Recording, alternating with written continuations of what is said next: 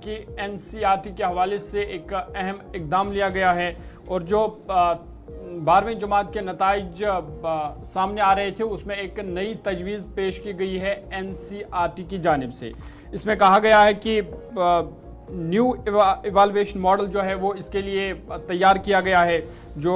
12वीं जमात के जो बोर्ड रिजल्ट्स हैं उनको तरतीब देने के लिए न्यू इवाल्वेशन मॉडल ये सामने लाया गया है और इसमें जो national council of educational research and training ये जो न्यू इवाल्वेशन मॉडल है इसमें कहा गया है कि 9वीं जमात के 10वें और फिर 11वें इन तीनों जमात की जो परफॉर्मेंस है उसको भी इंक्लूड किया जाए जो 12वीं जमात के रिजल्ट है उसमें। साथ ही साथ इसकी ये जो रिपोर्ट सामने आई है जिसका title establishing equivalence across education boards, ये गुज़िश्ता महीने ये रिपोर्ट जो है वो रिलीज़ हुई थी और इसमें 10वें और 12वीं जमात के जो तालिब इल्म हैं उनको दो हिस्सों में बांटा गया था। इरफान फाजिल के पास भी चलेंगे। दरअसल 12th का जो बोर्ड है जो एनसीईआरटी की वेबसाइट पर भी जिसकी तस्दीक की गई है कि एक प्रपोजल पहुंचा है एनसीईआरटी की तरफ से कि क्लास 12th के जो बोर्ड के आपके फाइनल रिजल्ट्स होंगे उसमें 9th 11th बल्कि 10th के नंबरात को भी शामिल किया जाए। अब इस तजवीज़ पर अगर काम होता है तो 12वीं जमात के जो फाइनल रिजल्ट्स आपके होंगे इसमें एक रिपोर्ट भी आई थी और रिपोर्ट के मुताबिक 10 क्लास 10th 9वीं और 11वीं के लिए एक प्रोग्रेसिव असेसमेंट फ्रेमवर्क है। इस तजवीज़ से क्या चीज़ें बदलेंगी इस पर भी डिस्कस करेंगे। तालीमी और मजमूई जो नंबर्स आपके हैं उनकी तादाद को क्लास 9 क्लास 10th और 11th तक बतदरीज एडजस्ट किया जाए, ये हिदायत इस प्रपोजल के जरिए दी गई है। इरफान फाजिल हमारे साथ है। इरफान बताइएगा, इसमें अगर 12th क्लास के बोर्ड के रिजल्ट्स के साथ 9th 10th और 11th क्लासों के जो नंबर्स हैं वो शामिल कर दिए जाएं, क्या इससे बदलेगा, क्या मकसद है इसके पीछे?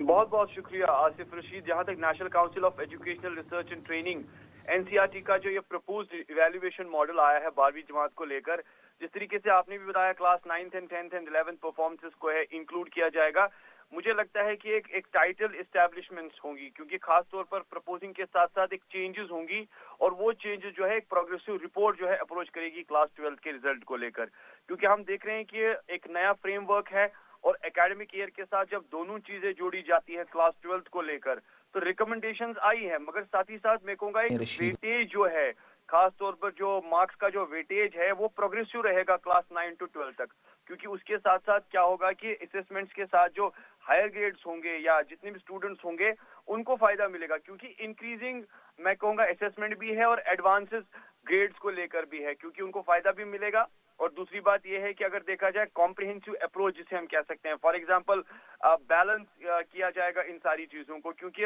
लर्नर्स के लिए एक होलिस्टिक प्रोग्रेस है। और दूसरी बात यह भी है कि जब आप इस फ्रेमवर्क को क्लास 9th के साथ जोड़ेंगे तो उसमें एक डिफरेंस स्पेसिफिकली क्लास 9 के साथ फीचर्स ऐड किए गए हैं, जैसे 7% फॉर्मेटिव, 30% सबमेटिव स्प्लिट्स या 10% जो है वो इक्वली 50% फॉर्मेटिव रहेगा। क्लास 11th को